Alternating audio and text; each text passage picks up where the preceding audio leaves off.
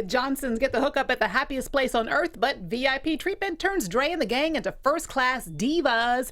And Zoe and Dre question their faith in the Holy Spirit.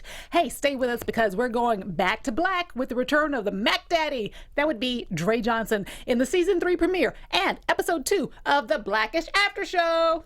You're tuning into the destination for TV superfan discussion, AFTERBUZZ TV. And now, let the buzz begin. Oh, got something smooth. Yeah.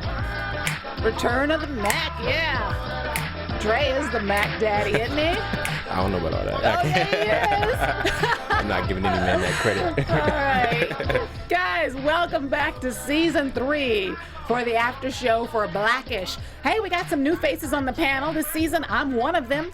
I'm your host, Stacey Newsome, and you can keep up with me on Twitter. That would be at the Stacey Newsome, THE, of course, STACEYNEWSOM. We also have another new face on the panel, my co-host. Who are you? I'm the other new face. I'm DeAnJilo. Follow me at DeAnJilo TV on Twitter. Follow me at DeAnJilo on Instagram. And we got 2 great episodes to talk about today. I'm really excited. Oh, I am too. And by the way, guys, while you're watching and interacting, make sure you hashtag ABTV Blackish, and don't forget to like and subscribe on any of the platforms available to follow us. You can download us on iTunes, and you can watch us on Facebook, or just go to our website. That is AfterBuzzTV.com. Yes, 2 episodes to cover today. Let's get to it. Oh, yeah. So, our premiere episode titled VIP, shot on location at Walt Disney World in Orlando, Florida. Really light and fun way to get into the new season. Got 3 storylines going on with Dre and the kids, Bo, Pops, and Ruby. And, of course, a shout out to Charlie for always keeping the comedy off kilter on this show. So, let's start with Dre. So, DeAnJilo, as always, his good intentions lead to the opposite of what he wanted to happen. He wanted to give his kids like the special treatment that he never got as a kid at Disney World because his dad, was too cheap or broke to buy him proper food at the theme parks. They're eating like brown bag tuna sandwiches and stuff. What do you think about Dre's efforts? Well, I think it's interesting. Dre has an aspect of him that he's always getting humbled because he has these good intentions, as you just established, but then what happens is, it doesn't work out the way he wanted it to, and his kids aren't acting the way he wanted it to, and then I think kids do this. They show you what you have, you know what I mean? And you don't like it when you see it. You don't realize that it's because of you that it's happening, and that kind of just happened to him. So it's kind of really interesting. I think a lot of people experience that in life in general. Yeah. You see something about yourself and you're like, whoa. Exactly. Yeah.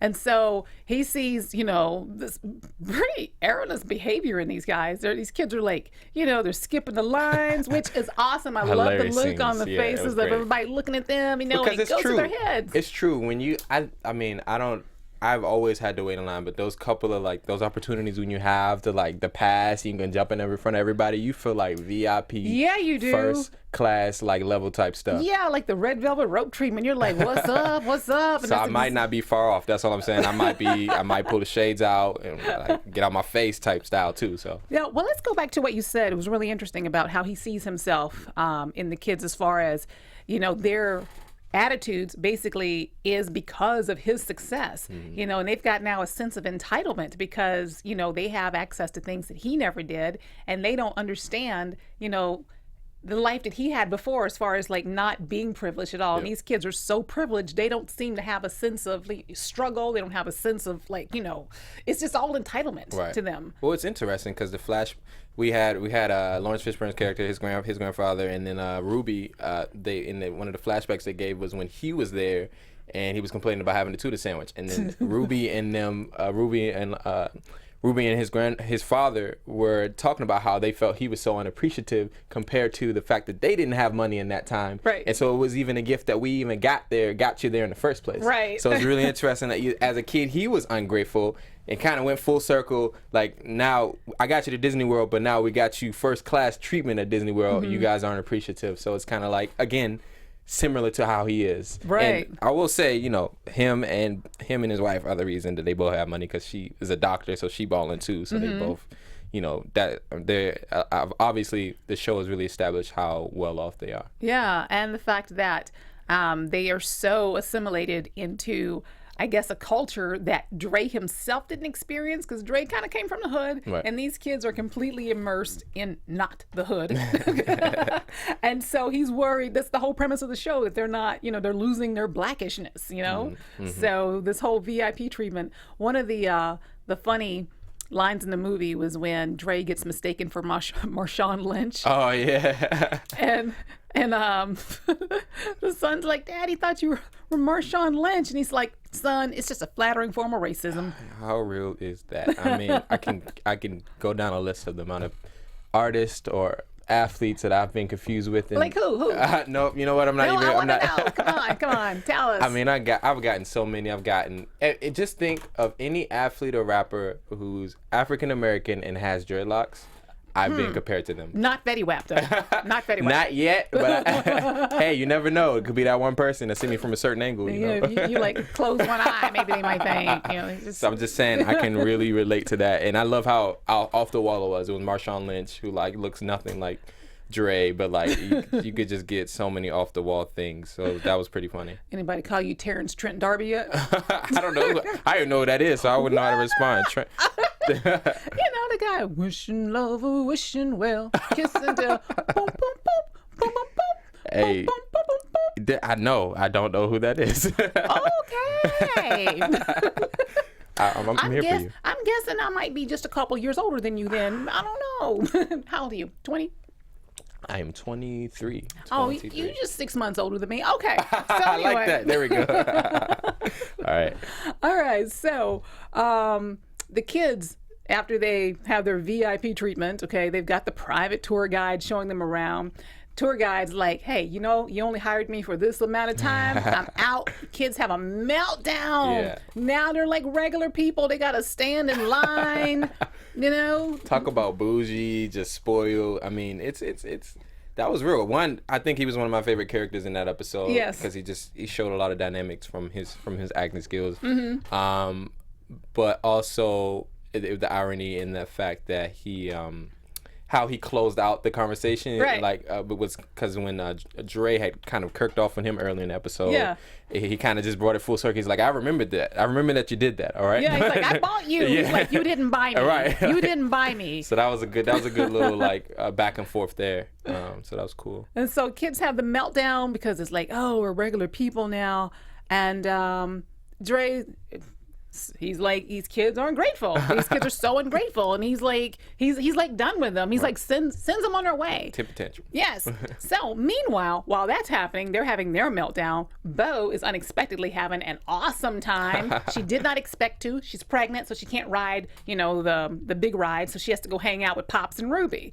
She was expecting to have the worst time ever because, that whole little thing that she and Ruby have going on. But in spite of themselves, these are two of the saltiest people ever, Pops and Ruby. In spite of themselves, they had a magical time because they couldn't help it. It's Disney World. It's the happiest place on earth. So even three people who generally can't stand each other find a way to enjoy themselves. And I loved it. I love how they were in denial about it. They were like, oh, we're looking for an exit and they get on another ride. Yeah, exactly. It was pretty funny. It was like you said, this episode was really fun and loose, and it kind of just fit that theme. Yeah, one of my favorite scenes in this episode is Pops, played by the wonderful Lawrence Fishburne, is wearing that goofy hat with the long ears on the side, and the fireworks are going off, and just his face just lights up cute. in the glow of the fireworks. And they joked about the tuna sandwich thing. So like there's an affinity to it, and I can relate to that. Like going through a type of struggle, once you are past it, you can kind of look at it and be like, man, that happened. Like that's funny, and then it brings you closer to that person. It does, and it makes you appreciate that. Yeah. So after the meltdown, Bo and Dre are having a conversation about, how, the kids don't appreciate anything. They notice the kids coming off a ride that they had to wait a long time in line for, and they realized that the three kids have actually been getting along while they were waiting. So they rediscover that they actually like being around each other, and they had an experience together that they wouldn't have had with the VIP experience because, they were just breezing through the line, not really interacting with each other, and now they're forced to be together in a long line, and Bo's like, hey, you know what? they needed this time together apart from you. And then Dre, of course, takes credit for Of course. I mean, it's in his blood. for them having a great day after all. It's like, I did do it right. Yeah, no, that was a good scene, and it just brought it full circle on why he brought them there. He brought them there to be together. And, the underlying lesson that I took from it was, money or any of these other type things that, the world kind of like puts on a pedestal, that's not necessarily a thing that brings people together, family together. It's whatever. You never know what it is. It's just enjoying each other's company. In this case, it was the fact that they were in a line for 45 minutes together. So, And being present. I got from the scenes with Bo, Pops, and Ruby that, they didn't really want to enjoy themselves, but they were so present. Right. Then they just couldn't help themselves. And AC is key. The lady persuaded them by getting them on the rise. Like, it has AC. They're like, oh, okay. I know, exactly. Yeah. That is a Disney World struggle. If it's hot, you're looking for AC at any point at any time. So the struggle is real at Disney World, guys. Struggle is real. So shout out also to Charlie's character being responsible for Dre's account, not knowing who Microsoft is. Charlie, he has the highest customer retention at the company, right? Not sure how that happened with him not knowing who Microsoft is. I liked what they did with him last season. I ended up really enjoying him more after they took him off for a little bit because him and Ruby, I feel like, are always a comedic relief in the show. Of course. So now it's season 3 is open and same old Charlie type stuff. But now it's kind of like that's Charlie. He doesn't know what Microsoft is. I know. But I mean, in his odd way, he gets the job done. But he does. He does. No boundaries. This man has no boundaries. None. He's sincere, possibly a serial killer. I think that's why he and Diane definitely have a horrible father as well. I know, They made that clear. All right. So that was the premiere episode of season 3. Now let's move on to episode 2. And this one is titled God. And this one was a delightful but a heady episode because in this one we have Zoe questioning her belief in God, which leads Dre to a crisis of faith himself. We got Bo's pseudo-Euro brother Johan visiting, played by Daveed Diggs, who's fresh from Hamilton on Broadway. Oh, wow. Yeah, so he comes to stay with the Johnson and he aggravates Dre with his devout atheism, okay? Now, what I liked about this episode is that it asked some hard questions and it showed a segment of Black culture that doesn't get talked about. Not every Black person, despite the way it seems sometimes, believes in God. And you don't hear Black atheists talked about in any arena, let alone on a major television show. So what do you think about that? We talked about this before, but I mean, this is where I think Blackish is when they take episodes, they use their usual fun humor, but take these like heavier topics. Like I could think about so many episodes from last season, but the gun violence one was a big one for them. But even the season opener for season 2, when they talked about, they had Jack use the N-word, and they discussed that, and they've had episodes talking about Black church versus white church. So I really enjoyed this episode for that reason. They're tackling a big issue, but they're using we're still laughing at it, but like now there's a big dialogue that can come from it. And so, like you said, like tackling that like issue of just like faith in the role it plays in an African American family, how it can trickle over into the work, and then also how parents may or may not be able to handle when their kid isn't falling in line with the value system they're trying to put in system. Right. So we had 2 people questioning their faith, Zoe and Dre, and then we have someone who never questions her faith, and that's Ruby, and then Johan, who doesn't believe at all. Zoe's big question was, if there's a God, why do bad things happen? And that's what she's struggling with in her faith. What do you think about her struggle in this episode with that question? Well, yeah, I mean, that's real. Like, I don't know anybody. Well, for me especially, like, I think you definitely come to that point in area where you're having those questions. I know I have as a person of faith, and those are like real questions that you have to ask. I think the people who are strong in the faith have tackled those tough questions.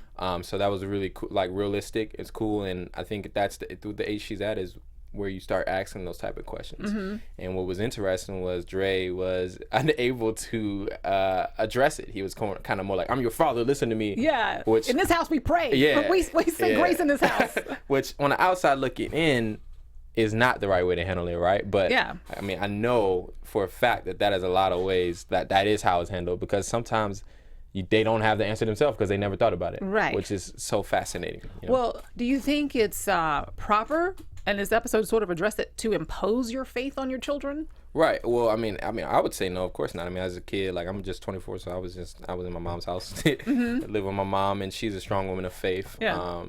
I mean, there were some guidelines. I'm in her house, and I have to live by her values, so I had to go to church every Sunday. Yeah. But there was no same here. Yeah, there was no discussion in that. But when it came down to what I believe and what I make my source, that was my decision. It was always going to be my decision. Yeah. So I think no, you can't really push you can give your child the groundworks for what you want to pass down. But in the day, when I left college, I could do whatever I wanted to do. Yes. Just so happened that it worked out. Yes, but you had that foundation to fall back on. And that's what the kid, I mean, that's what a parent does. Yes, and that's what Dre wanted for her, to have some sort of foundation that she could turn to, you know, when she wouldn't have them anymore to lean on. Right. He wanted her to have. And he had to get there. The latter half of the episode, he got that. Like, he was like, I want you to just have something to hold you when tough things are happening. And we saw what the tough situation was for her. But I think he had to process to get there, because that wasn't his immediate response. Yeah. You know what I mean? So that was really interesting. Exactly. Right. So Dre gives this beautiful rumination on why African Americans traditionally have faith. Okay, not all African Americans, but why, as culturally, white traditionally, we have faith. It always goes back to slavery. It always goes back. Everything joke. goes back to the slavery. Ain't no brown Skittles in that bag. Just like that was a very funny scene. I really enjoyed that one. So he's sitting there in the office. The problem was Dre took this question to the office. He's trying to figure it out for always himself. Does that. And he takes it to the office. They never give him good advice. Exactly. So he's telling them this beautiful story. It even had a voiceover. It was narrated.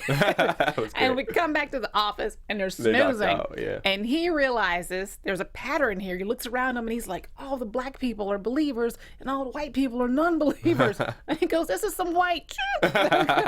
So that was really funny to me, him going home and getting rid of all the white stuff. Yeah, you know, like funny. The almond milk, the radicchio. What else did he all get rid of? All the healthy stuff. Yeah, the single-serving hummus. I'm like, well, I eat that stuff, because I didn't know that was white stuff. Yeah, it was funny. It was interesting. You know, faith and race.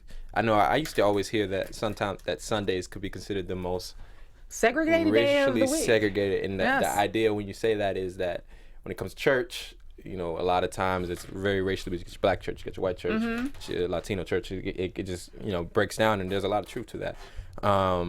So it was funny that his brain, he's still and we're watching this episode, he's processing it. He's trying to figure out the answers too, so he can, you know, and he's a rash guy, so well, let me go to my bad environment that gives me bad advice. All right, we did that. It's white people's fault. All right, we're gonna get rid of all the white stuff in the fridge. Right. You know, processing that, he realizes, all right, that's probably not the best way of going about it. But I like being able to see his thinking process, because it's realistic. We don't always have the answer immediately. It is realistic, and you know what he said? A quote from him. He's a straight line from entitlement to atheism. What do you think about that?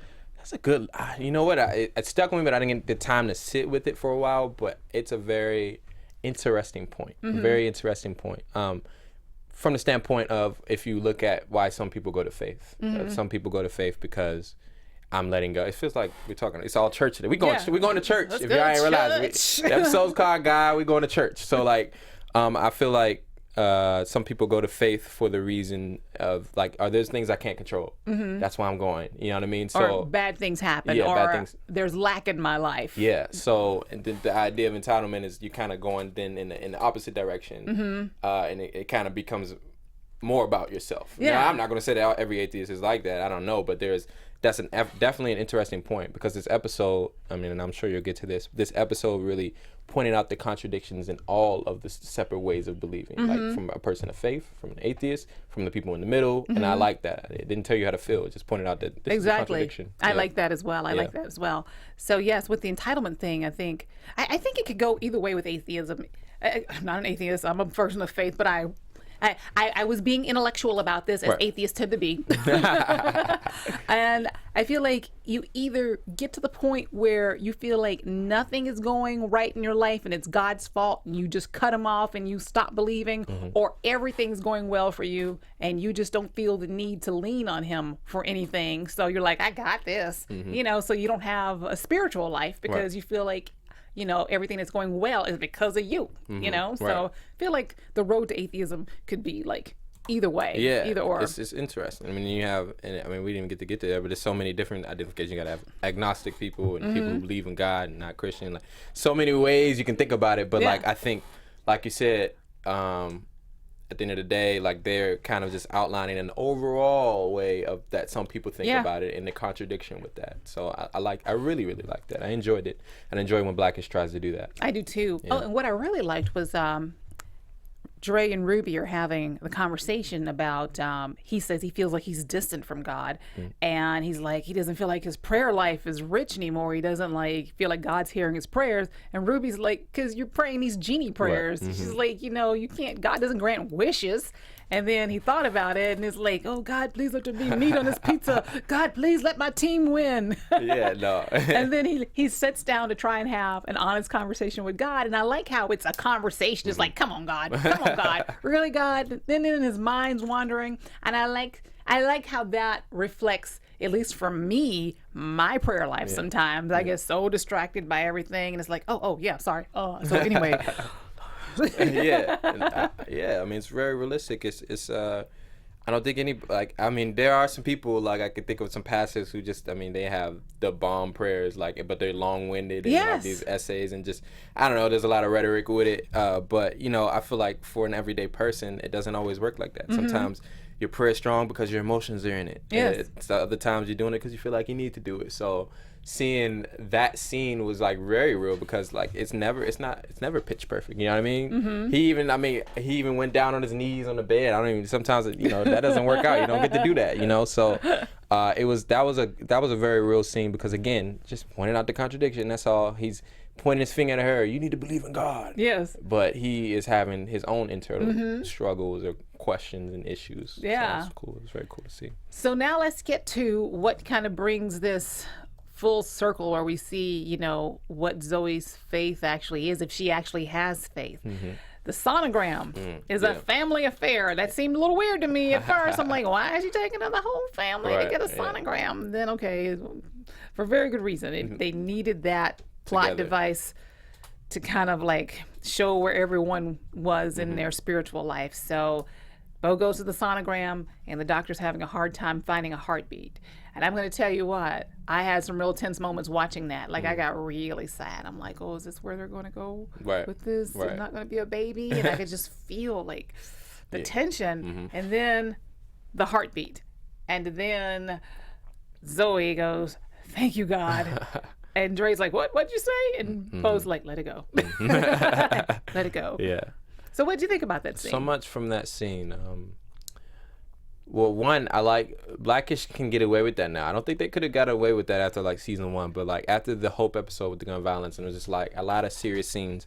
They can kind of change the tone like that kind of quickly because it was a funny episode. But that scene was very serious, and I believe that now from Blackish because of the precedents they've set from season 2.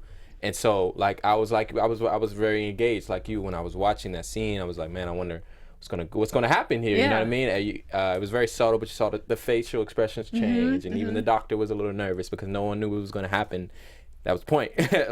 What do you do? What do you cling on to when you are unsure about the future? And so we saw in this episode that Zoe decided to, you know, she clung on to God because that was the values that she was familiar with. I mean, who knows if Bo's brother was there, who knows, it could have worked out a different way. So definitely a really cool scene, and it was very interesting that they decided to bring her back in with the rest of the family. What did you think about it?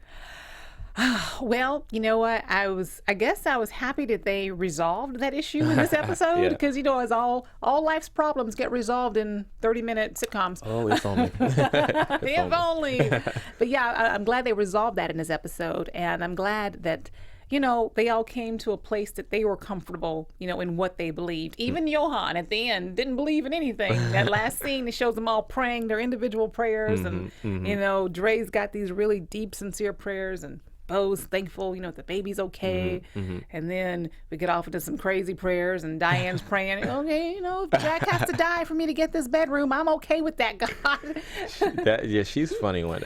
She is possessed, and I'm starting to think her parents think she's possessed too. I mean, she can't be nowhere near the baby. Exactly. Yeah. I mean, hey, you gotta know your children. And they seem okay with it. Gotta love her anyway, I know. All right. Well, let's get into some predictions. Oh yeah. I want to know what you think's gonna happen. Oh, got the lights. Your AfterBuzz TV predictions. Ladies first. How about you go? Oh no, I would like for you to go first. See, I was trying to deflect and let you so I could think about it. Predictions. Very overbroad prediction, but I really want to see them continue to tackle important or interesting issues. It's blackish, so it's going to be racially based, which is great. But I really want to see them continue to do that. I like that they're continuing with the baby. I didn't know if they was going to drop that or what they were going to do with that. I want to see Wanda Sykes come back. Okay, I really enjoyed her character. And Black Nanny, where's Black Nanny? First of all, that's Bae. I need her to be back on the show at some point. Regina Hall, is that her name? Yes. Yes. Okay. Yes, we got that one. Apparently, Black Nanny doesn't do laundry very well. Because Dre was like, what? We got a little bit of comment about it, but we haven't seen. I haven't seen her in several episodes, so I'm hoping to see something there and a little bit of character development with her. All right. How about yourself? What you got? Gave you some time to think. Yes. I was just buying myself some time. So I predict. Obviously, we're going to probably see a baby this season, towards the end of the season. I predict we might get to the source of Diane's evil nature. I'm at least hoping. And I hope we never find out Diane and Charlie's backstory. That is just too juicy. I don't want to know the why ambiguity with that is great. Writers never address it. Never address it ever. Awesome. Well, wow. Our first after show. I think we did a good job. Season. Give me a 5. Yes, we did. So we're engineers think we did good too. I know. Guess. Well, listen, remind the audience where they can find you.